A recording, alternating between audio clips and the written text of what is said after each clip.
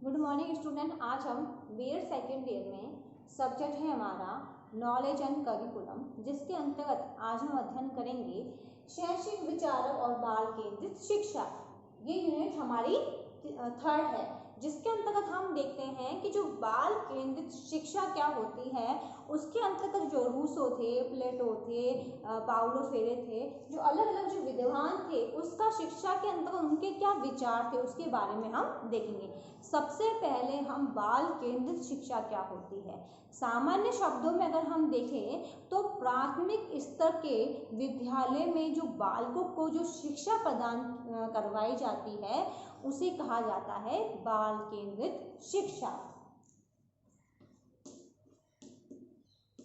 प्राथमिक स्तर के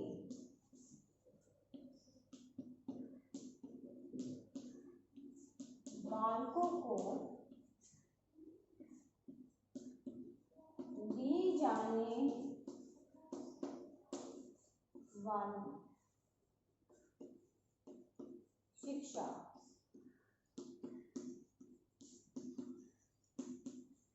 बाल केंद्रित शिक्षा।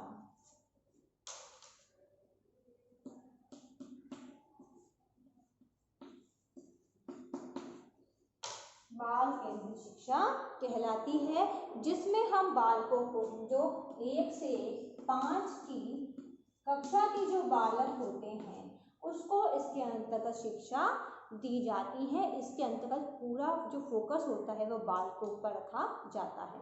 अब हम दूसरी अगर देखते हैं,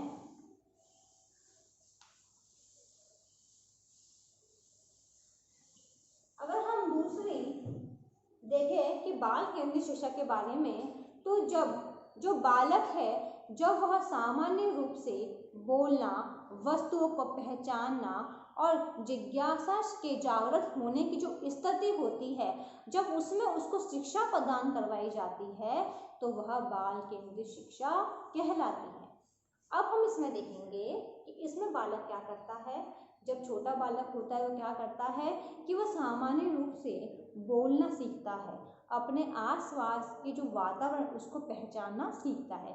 जैसे हमने देखा है कि हमारे पास में जो पर्यावरण है उसमें कौन कौन से पेड़ लगे हुए हैं, उनसे हमें क्या प्राप्त होता है, यानी वो बेसिक जो चीज़ होती है उसको जानने की कोशिश करता है। वह घर में उपयोग करने जो वस्तुएं होती हैं, गिलास होते हैं, जो सामान होते हैं, उनको भी पहचानने की कोशिश करता है। साथ साथ उसमें जिज्ञासा प्रवृत्ति भी आ जाती है। क्यों? क्योंकि हमने देखा है कि जो छोटे बालक होते हैं वे किसी भी चीज़ के लिए जिज्ञासा रखते हैं कि ऐसा काम करा तो ऐसा क्यों हुआ, यानी उसके अंतर्गत क्वेश्चन जो होते हैं वह अधिक उत्पन्न होते हैं और वह उसका जो समाधान है वह एक शिक्षक के द्वारा निकाला जाता है।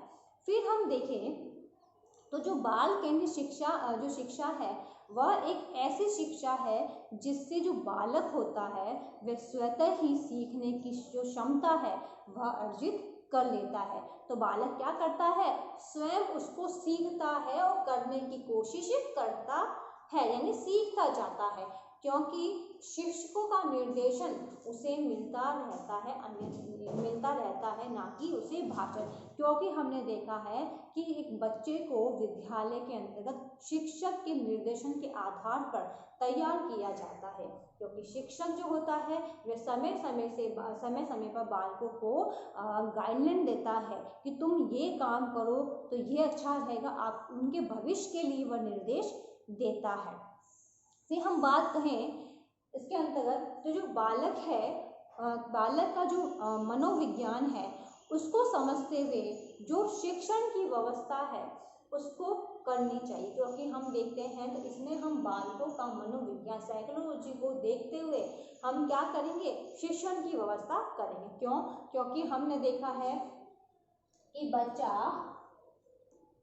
5वीं का है और हम उसको 7वीं कक्षा का पढ़ा रहे हैं। नहीं, हमें बालकों को अगर 5वीं कक्षा का पढ़ाना है तो हम सेकंड, थर्ड, फोर्थ के अंदर जो चीज़ें उसको उसने जो पढ़ रखी है उसको पढ़ाने का हम इसमें प्रयास करेंगे। तो हम इसमें अगर देखें तो बालकों की जो साइकोलॉजी है उसको समझते हुए हमें शिक्षण कार्य करवाना चाहिए। फिर हम देखें तो इसमें बालक की अधिगम संबंधी जो कठिनाइयाँ आती हैं उसको दूर करवाया जाता है, क्योंकि इसमें एक शिक्षक देखता है कि बच्चे को कहाँ पर कुछ चीज़ समझ में आई है या नहीं आई है, फिर उसका समाधान एक शिक्षक के द्वारा निकाला जाता है। इसमें एक शिक्षक जो बालक है उसकी रुचियों, प्रवृत्तियों, क्षमताओं को ध्यान में रखकर शिक्षा प्रदान करता है, जिसे बाल केंद्रित शिक्षा कहा जाता है।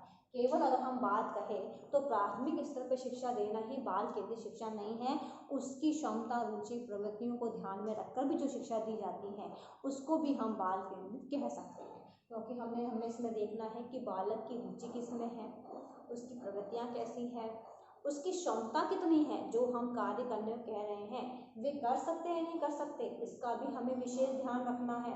क्योंकि हम देखते हैं कि जो बालक है उसके दैनिक जीवन में वो कई प्रकार के अपने व्यवहार करता है, ठीक है।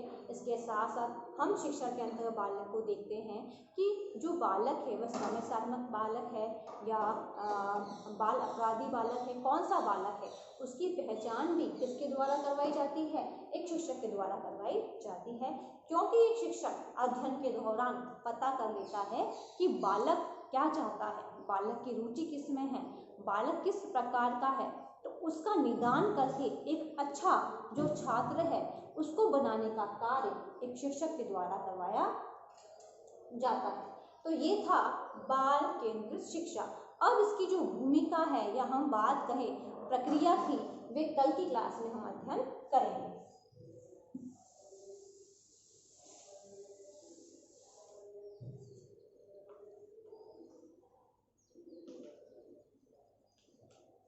अब इससे संबंधित आज का आपका होमवर्क है,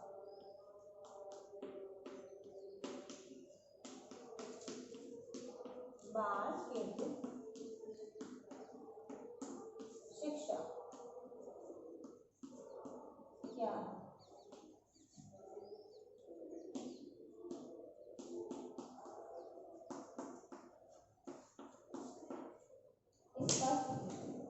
बाल केंद्रित शिक्षा क्या है, स्पष्ट कीजिए। ये क्वेश्चन आपको आपके नोटबुक में उतारना है।